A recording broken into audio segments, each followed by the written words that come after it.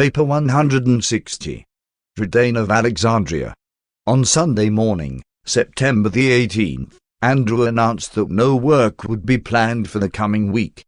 All of the apostles, except Nathanael and Thomas, went home to visit their families or to sojourn with friends. This week Jesus enjoyed a period of almost complete rest, but Nathanael and Thomas were very busy with their discussions with a certain Greek philosopher from Alexandria named Rodan.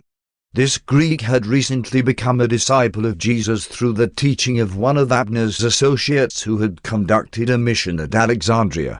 Rodan was now earnestly engaged in the task of harmonizing his philosophy of life with Jesus' new religious teachings, and he had come to Magadan hoping that the Master would talk these problems over with him. He also desired to secure a first-hand and authoritative version of the Gospel from either Jesus or one of his apostles.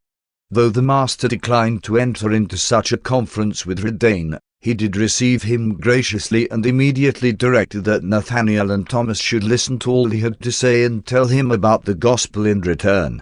1. Rodan's Greek philosophy. Early Monday morning, Rodan began a series of 10 addresses to Nathanael, Thomas, and a group of some 24 believers who chanced to be at Magadan. These talks, condensed, combined, and restated in modern phraseology, present the following thoughts for consideration. Human life consists in 3 great drives: urges, desires, and lures. Strong character, commanding personality, is only acquired by converting the natural urge of life into the social art of living, by transforming present desires into those higher longings which are capable of lasting attainment, while the commonplace lure of existence must be transferred from one's conventional and established ideas to the higher realms of unexplored ideas and undiscovered ideals. The more complex civilization becomes, the more difficult will become the art of living. The more rapid the changes in social usage, the more complicated will become the task of character development. Every 10 generations mankind must learn anew the art of living if progress is to continue. And if man becomes so ingenious that he more rapidly adds to the complexities of society, the art of living will need to be mastered in less time, perhaps every single generation. If the evolution of the art of living fails to keep pace with the technique of existence, humanity will quickly revert to the simple urge of living, the attainment of the satisfaction of present desires. Thus will humanity remain immature. Society will fail in growing up to full maturity. Social maturity is equivalent to the degree to which man is willing to surrender the gratification of mere transient and present desires for the entertainment of those superior longings, the striving for whose attainment affords the more abundant satisfactions of progressive advancement toward permanent goals. But the true badge of social maturity is the willingness of a people to surrender the right to live peaceably and contentedly under the ease-promoting standards of the lure of established beliefs and conventional ideas for the disquieting and energy-requiring lure of the pursuit of the unexplored possibilities of the attainment of undiscovered goals of idealistic spiritual realities. Animals respond nobly to the urge of life, but only man can attain the art of living, albeit the majority of mankind only experience the animal urge to live. Animals know only this blind and instinctive urge. Man is capable of transcending this urge to natural function. Man may elect to live upon the high plane of intelligent art, even that of celestial joy and spiritual ecstasy. Animals make no inquiry into the purposes of life. Therefore they never worry, neither do they commit suicide.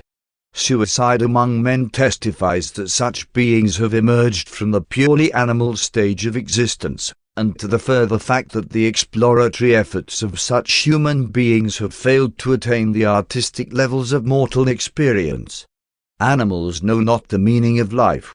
Man not only possesses capacity for the recognition of values and the comprehension of meanings, but he also is conscious of the meaning of meanings. He is self-conscious of insight. When men dare to forsake a life of natural craving for one of adventurous art and uncertain logic, they must expect to suffer the consequent hazards of emotional casualties, conflicts, unhappiness, and uncertainties, at least until the time of their attainment of some degree of intellectual and emotional maturity. Discouragement, worry, and indolence are positive evidence of moral immaturity. Human society is confronted with two problems: attainment of the maturity of the individual and attainment of the maturity of the race. The mature human being soon begins to look upon all other mortals with feelings of tenderness and with emotions of tolerance. Mature men view immature folks with the love and consideration that parents bear their children. Successful living is nothing more or less than the art of the mastery of dependable techniques for solving common problems. The first step in the solution of any problem is to locate the difficulty, to isolate the problem, and frankly to recognize its nature and gravity. The great mistake is that, when life problems excite our profound fears, we refuse to recognize them. Likewise, when the acknowledgement of our difficulties entails the reduction of our long-cherished conceit, the admission of envy, or the abandonment of deep-seated prejudices, the average person prefers to cling to the old illusions of safety and to the long-cherished false feelings of security. Only a brave person is willing honestly to admit, and fearlessly to face, what a sincere and logical mind discovers. The wise and effective solution of any problem demands that the mind shall be free from bias, passion, and all other purely personal prejudices which might interfere with the disinterested survey of the actual factors that go to make up the problem presenting itself for solution. The solution of life problems requires courage and sincerity. Only honest and brave individuals are able to follow valiantly through the perplexing and confusing maze of living to where the logic of a fearless mind may lead. And this emancipation of the mind and soul can never be effected without the driving power of an intelligent enthusiasm which borders on religious zeal. It requires the lure of a great ideal to drive man on in the pursuit of a goal which is beset with difficult material problems and manifold intellectual hazards. Even though you are effectively armed to meet the difficult situations of life, you can hardly expect success unless you are equipped with that wisdom of mind and charm of personality which enable you to win the hearty support and cooperation of your fellows. You cannot hope for a large measure of success in either secular or religious work unless you can learn how to persuade your fellows, to prevail with men. You simply must have tact and tolerance. But the greatest of all methods of problem-solving one have learned from Jesus, your Master. One refer to that which he so consistently practices, and which he has so faithfully taught you, the isolation of worshipful meditation.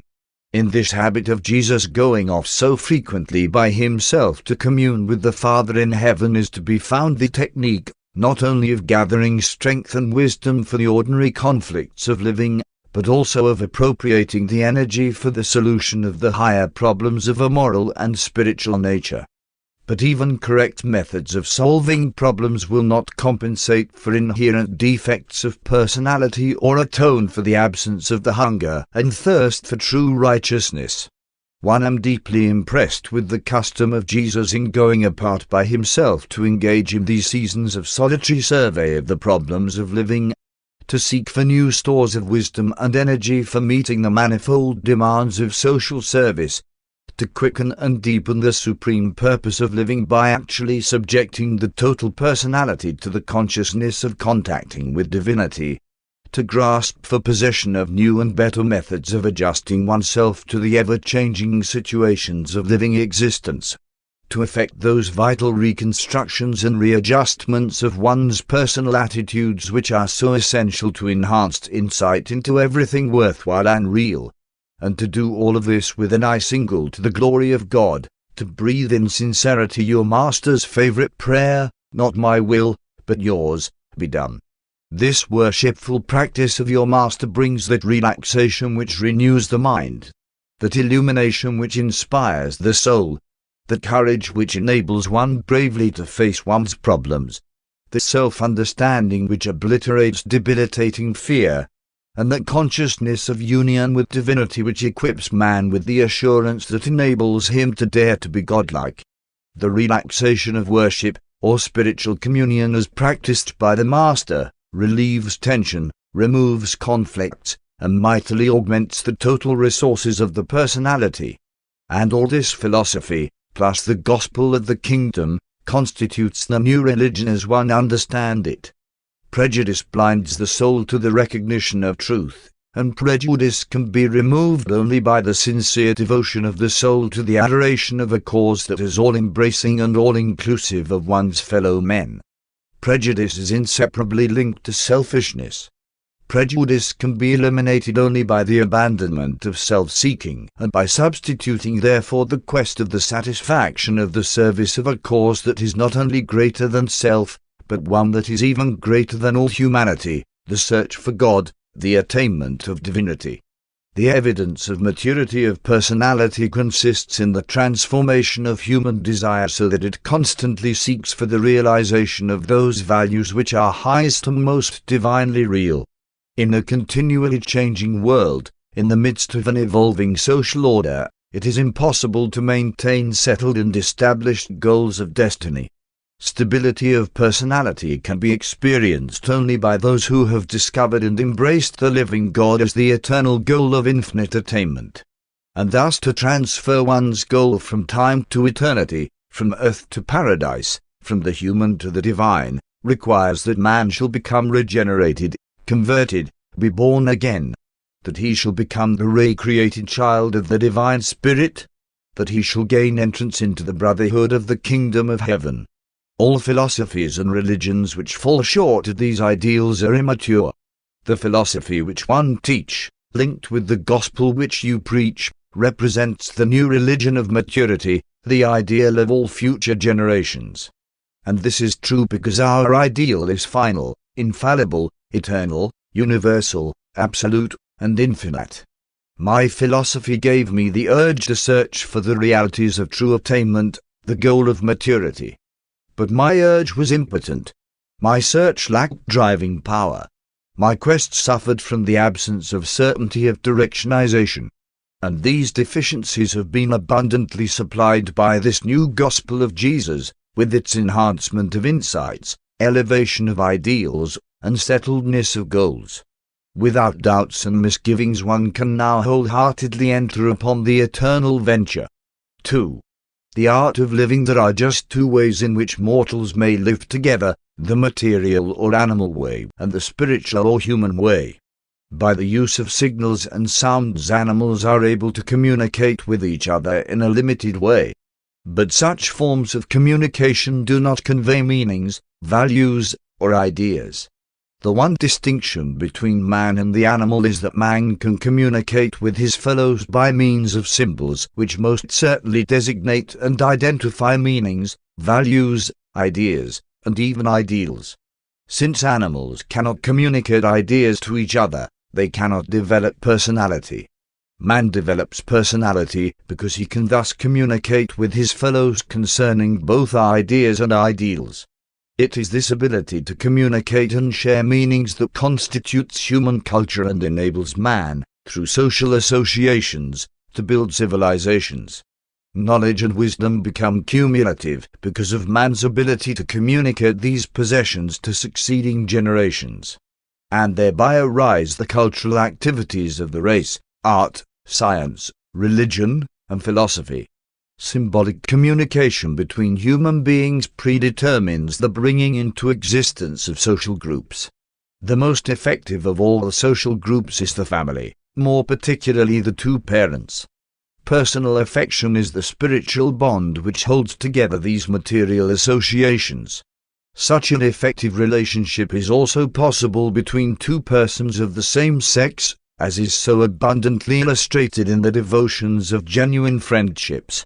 These associations of friendship and mutual affection are socializing and ennobling, because they encourage and facilitate the following essential factors of the higher levels of the art of living. 1. Mutual self-expression and self-understanding. Many noble human impulses die because there is no one to hear their expression. Truly, it is not good for man to be alone. Some degree of recognition and a certain amount of appreciation are essential to the development of human character. Without the genuine love of a home, no child can achieve the full development of normal character. Character is something more than mere mind and morals. Of all social relations calculated to develop character, the most effective and ideal is the affectionate and understanding friendship of man and woman in a mutual embrace of intelligent wedlock. Marriage, with its manifold relations, is best designed to draw forth those precious impulses and those higher motives which are indispensable to the development of a strong character. 1. Do not hesitate thus to glorify family life, for your Master has wisely chosen the father-child relationship as the very cornerstone of this new gospel of the kingdom. And such a matchless community of relationship, man and woman in the fond embrace of the highest ideals of time, is so valuable and satisfying an experience that it is worth any price, any sacrifice, requisite for its possession. 2. Union of souls, the mobilization of wisdom. Every human being sooner or later acquires a certain concept of this world and a certain vision of the next. Now it is possible, through personality association, to unite these views of temporal existence and eternal prospects. Thus does the mind of one augment its spiritual values by gaining much of the insight of the other. In this way men enrich the soul by pooling their respective spiritual possessions. Likewise, in this same way, man is enabled to avoid that ever-present tendency to fall victim to distortion of vision, prejudice of viewpoint, and narrowness of judgment. Fear, envy, and conceit can be prevented only by intimate contact with other minds. 1. Call your attention to the fact that the Master never sends you out alone to labor for the extension of the kingdom. He always sends you out 2 and 2. And since wisdom is super-knowledge, it follows that, in the union of wisdom, the social group, small or large, mutually shares all knowledge. 3. The enthusiasm for living. Isolation tends to exhaust the energy charge of the soul. Association with one's fellows is essential to the renewal of the zest for life and is indispensable to the maintenance of the courage to fight those battles consequent upon the ascent to the higher levels of human living. Friendship enhances the joys and glorifies the triumphs of life. Loving and intimate human associations tend to rob suffering of its sorrow and hardship of much of its bitterness. The presence of a friend enhances all beauty and exalts every goodness. By intelligent symbols man is able to quicken and enlarge the appreciative capacities of his friends. One of the crowning glories of human friendship is this power and possibility of the mutual stimulation of the imagination. Great spiritual power is inherent in the consciousness of wholehearted devotion to a common cause, mutual loyalty to a cosmic deity. 4.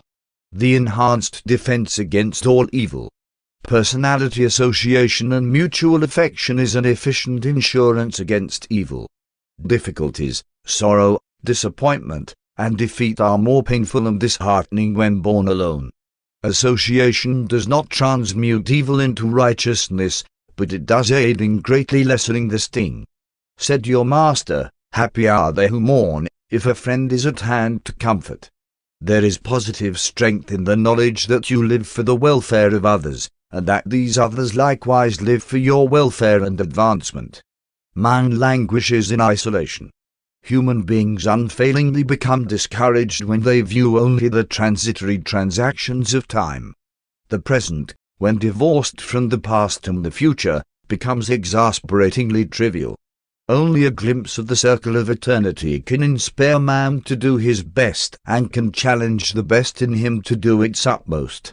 And when man is thus at his best, he lives most unselfishly for the good of others, his fellow sojourners in time and eternity.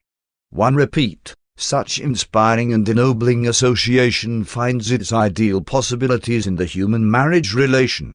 True, much is attained out of marriage, and many marriages utterly fail to produce these moral and spiritual fruits. Too many times marriage is entered by those who seek other values which are lower than these superior accompaniments of human maturity. Ideal marriage must be founded on something more stable than the fluctuations of sentiment and the fickleness of mere sex attraction. It must be based on genuine and mutual personal devotion. And thus, if you can build up such trustworthy and effective small units of human association, when these are assembled in the aggregate, the world will behold a great and glorified social structure, the civilization of mortal maturity. Such a race might begin to realize something of your master's ideal of peace on earth and goodwill among men. While such a society would not be perfect or entirely free from evil, it would at least approach the stabilization of maturity. 3. The lures of maturity. The effort toward maturity necessitates work, and work requires energy. Whence the power to accomplish all this? The physical things can be taken for granted, but the Master has well said, man cannot live by bread alone. Granted the possession of a normal body and reasonably good health, we must next look for those lures which will act as a stimulus to call forth man's slumbering spiritual forces. Jesus has taught us that God lives in man. Then how can we induce man to release these soul-bound powers of divinity and infinity? How shall we induce men to let go of God that he may spring forth to the refreshment of our own souls while in transit outward, and then to serve the purpose of enlightening, uplifting, and blessing countless other souls? How best can one awaken these latent powers for good which lie dormant in your souls? One thing one am sure of: emotional excitement is not the ideal spiritual stimulus. Excitement does not augment energy. It rather exhausts the powers of both mind and body. Whence then comes the energy to do these great things? Look to your Master. Even now he is out in the hills taking in power, while we are here giving out energy. The secret of all this problem is wrapped up in spiritual communion, in worship. From the human standpoint, it is a question of combined meditation and relaxation. Meditation makes the contact of mind with spirit. Relaxation determines the capacity for spiritual receptivity. And this interchange of strength for weakness, courage for fear, the will of God for the mind of self, constitutes worship. At least, that is the way the philosopher views it. When these experiences are frequently repeated, they crystallize into habits, strength-giving and worshipful habits, and such habits eventually formulate themselves into a spiritual character, and such a character is finally recognized by one's fellows as a mature personality.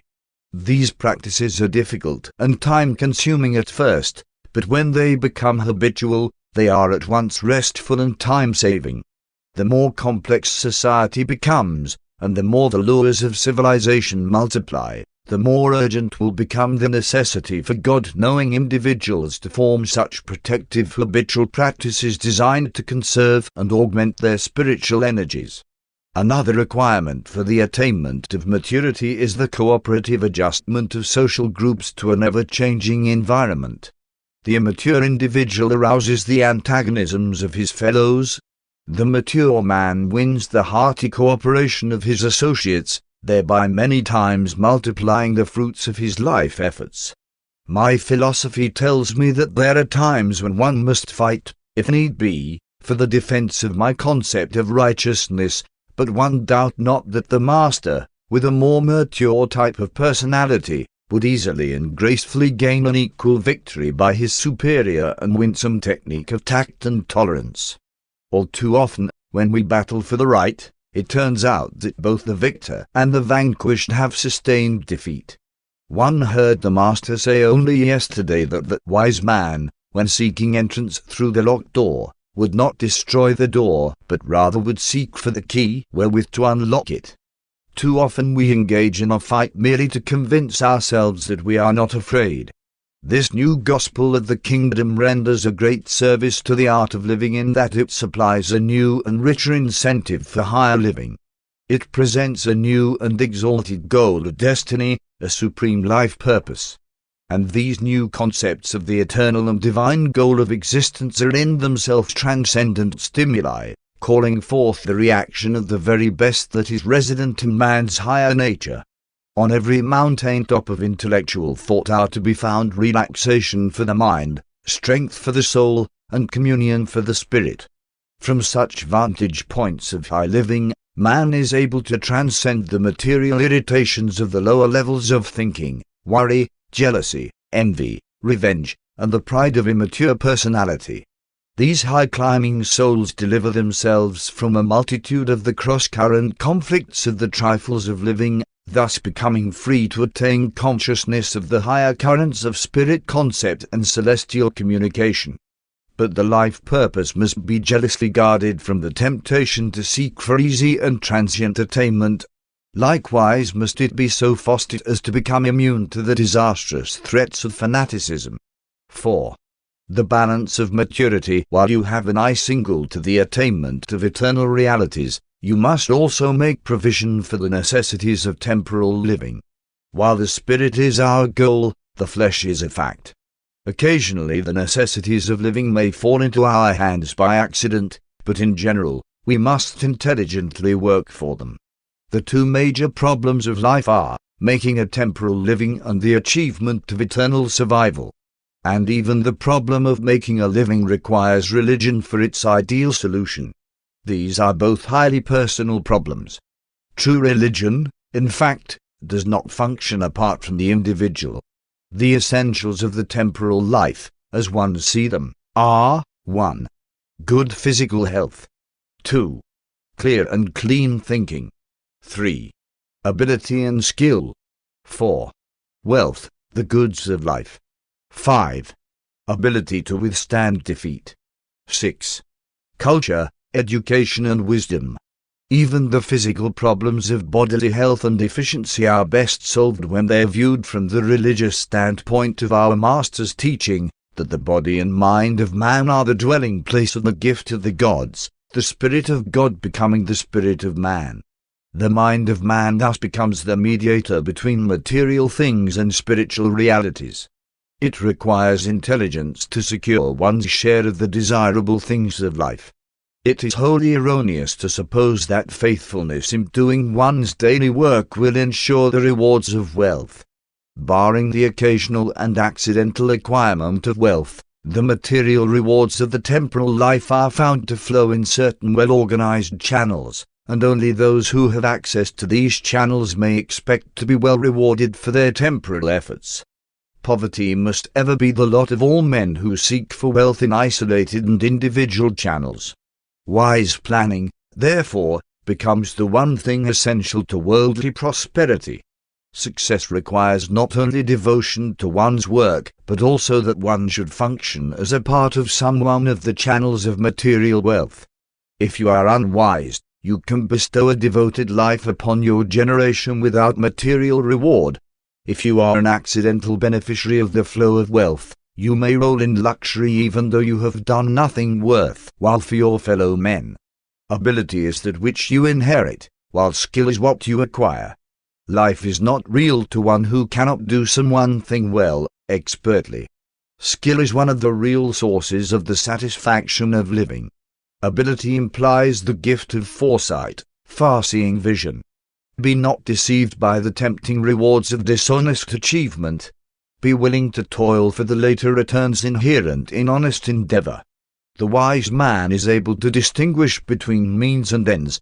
Otherwise, sometimes overplanning for the future defeats its own high purpose. As a pleasure seeker, you should aim always to be a producer as well as a consumer. Train your memory to hold in sacred trust the strength-giving and worthwhile episodes of life, which you can recall at will for your pleasure and edification. Thus build up for yourself and in yourself reserve galleries of beauty, goodness, and artistic grandeur. But the noblest of all memories are the treasured recollections of the great moments of a superb friendship. And all of these memory treasures radiate their most precious and exalting influences under the releasing touch of spiritual worship. But life will become a burden of existence unless you learn how to fail gracefully. There is an art in defeat which noble souls always acquire. You must know how to lose cheerfully. You must be fearless of disappointment. Never hesitate to admit failure. Make no attempt to hide failure under deceptive smiles and beaming optimism. It sounds well always to claim success, but the end results are appalling. Such a technique leads directly to the creation of a world of unreality and to the inevitable crash of ultimate disillusionment. Success may generate courage and promote confidence, but wisdom comes only from the experiences of adjustment to the results of one's failures. Men who prefer optimistic illusions to reality can never become wise. Only those who face facts and adjust them to ideals can achieve wisdom. Wisdom embraces both the fact and the ideal, and therefore saves its devotees from both of those barren extremes of philosophy, the man whose idealism excludes facts and the materialist who is devoid of spiritual outlook. Those timid souls who can only keep up the struggle of life by the aid of continuous false illusions of success are doomed to suffer failure and experience defeat as they ultimately awaken from the dream world of their own imaginations. And it is in this business of facing failure and adjusting to defeat that the far-reaching vision of religion exerts its supreme influence. Failure is simply an educational episode, a cultural experiment in the acquirement of wisdom, in the experience of the God-seeking man who has embarked on the eternal adventure of the exploration of a universe. To such men, defeat is but a new tool for the achievement of higher levels of universe reality. The career of a God-seeking man may prove to be a great success in the light of eternity, even though the whole temporal life enterprise may appear as an overwhelming failure, provided each life failure yielded the culture of wisdom and spirit achievement. Do not make the mistake of confusing knowledge, culture, and wisdom. They are related in life, but they represent vastly differing spirit values. Wisdom ever dominates knowledge and always glorifies culture. 5. The religion of the ideal. You have told me that your master regards genuine human religion as the individual's experience with spiritual realities. One have regarded religion as man's experience of reacting to something which he regards as being worthy of the homage and devotion of all mankind. In this sense, religion symbolizes our supreme devotion to that which represents our highest concept of the ideals of reality and the farthest reach of our minds toward eternal possibilities of spiritual attainment. When men react to religion in the tribal, national, or racial sense, it is because they look upon those without their group as not being truly human. We always look upon the object of our religious loyalty as being worthy of the reverence of all men. Religion can never be a matter of mere intellectual belief or philosophic reasoning. Religion is always and forever a mode of reacting to the situations of life. It is a species of conduct. Religion embraces thinking, feeling, and acting reverently towards some reality which we deem worthy of universal adoration. If something has become a religion in your experience, it is self-evident that you already have become an active evangel of that religion, since you deem the supreme concept of your religion as being worthy of the worship of all mankind, all universe intelligences. If you are not a positive and missionary evangel of your religion, you are self-deceived in that what you call a religion is only a traditional belief or a mere system of intellectual philosophy. If your religion is a spiritual experience, your object of worship must be the universal spirit reality and ideal of all your spiritualized concepts. All religions based on fear, emotion, tradition, and philosophy one term the intellectual religions, while those based on true spirit experience one would term the true religions. The object of religious devotion may be material or spiritual, true or false, real or unreal, human or divine. Religions can therefore be either good or evil. Morality and religion are not necessarily the same. A system of morals, by grasping an object of worship, may become a religion. A religion, by losing its universal appeal to loyalty and supreme devotion, may evolve into a system of philosophy or a code of morals. This thing, being, state, or order of existence, or possibility of attainment which constitutes the supreme ideal of religious loyalty, and which is the recipient of the religious devotion of those who worship, is God. Regardless of the name applied to this ideal of spirit reality, it is God. The social characteristics of a true religion consist in the fact that it invariably seeks to convert the individual and to transform the world. Religion implies the existence of undiscovered ideals which far transcend the known standards of ethics and morality embodied in even the highest social usages of the most mature institutions of civilization.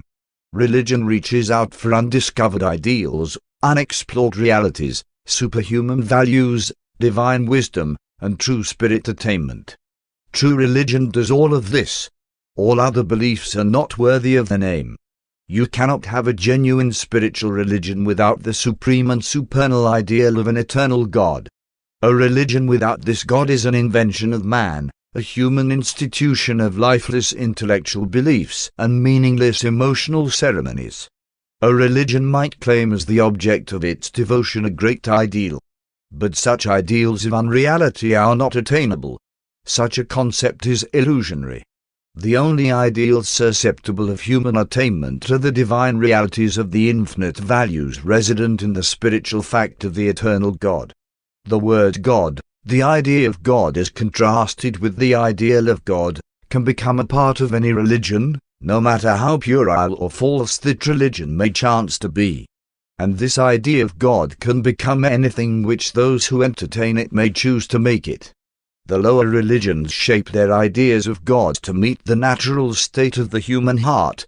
The higher religions demand that the human heart shall be changed to meet the demands of the ideals of true religion. The religion of Jesus transcends all our former concepts of the idea of worship in that he not only portrays his Father as the ideal of infinite reality, but positively declares that this divine source of values and the eternal center of the universe is truly and personally attainable by every mortal creature who chooses to enter the kingdom of heaven on earth, thereby acknowledging the acceptance of sonship with God and brotherhood with man. That, once admit, is the highest concept of religion the world has ever known, and one pronounced that there can never be a higher, since this gospel embraces the infinity of realities, the divinity of values, and the eternity of universal attainment. Such a concept constitutes the achievement of the experience of the idealism of the supreme and the ultimate. One am not only intrigued by the consummate ideals of this religion of your master, but one am mightily moved to profess my belief in his announcement that these ideals of spirit realities are attainable, that you and one can enter upon this long and eternal adventure with his assurance of the certainty of our ultimate arrival at the portals of paradise. My brethren, one am a believer, one have embarked, one am on my way with you in this eternal venture. The Master says he came from the Father, and that he will show us the way. One am fully persuaded he speaks the truth. One am finally convinced that there are no attainable ideals of reality or values of perfection apart from the eternal and universal Father.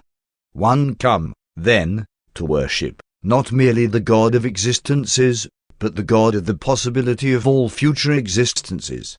Therefore must your devotion to a supreme ideal, if that ideal is real, be devotion to this God of past, present, and future universes of things and beings.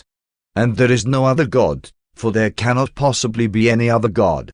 All other gods are figments of the imagination, illusions of mortal mind, distortions of false logic, and the self-deceptive idols of those who create them.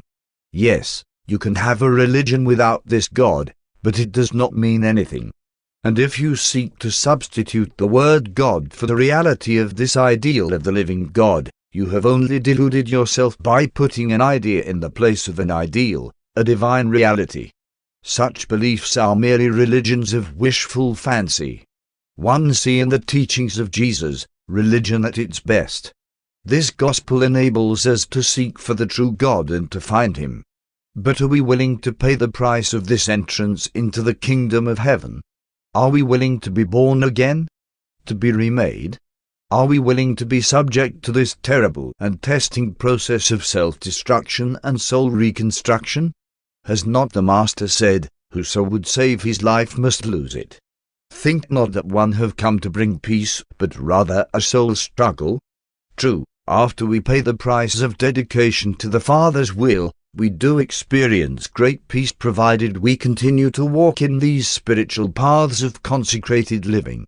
Now are we truly forsaking the lures of the known order of existence, while we unreservedly dedicate our quest to the lures of the unknown and unexplored order of the existence of a future life of adventure in the spirit worlds of the higher idealism of divine reality. And we seek for those symbols of meaning wherewith to convey to our fellow men these concepts of the reality of the idealism of the religion of Jesus, and we will not cease to pray for that day when all mankind shall be thrilled by the communal vision of this supreme truth.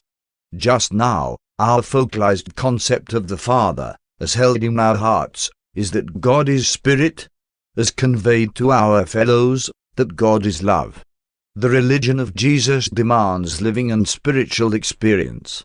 Other religions may consist in traditional beliefs, emotional feelings, philosophic consciousness, and all of that, but the teaching of the Master requires the attainment of actual levels of real spirit progression. The consciousness of the impulse to be like God is not true religion. The feelings of the emotion to worship God are not true religion. The knowledge of the conviction to forsake self and serve God is not true religion. The wisdom of the reasoning that this religion is the best of all is not religion as a personal and spiritual experience. True religion has reference to destiny and reality of attainment as well as to the reality and idealism of that which is wholeheartedly faith accepted. And all of this must be made personal to us by the revelation of the Spirit of Truth. And thus ended the dissertations of the Greek philosopher, one of the greatest of his race, who had become a believer in the gospel of Jesus.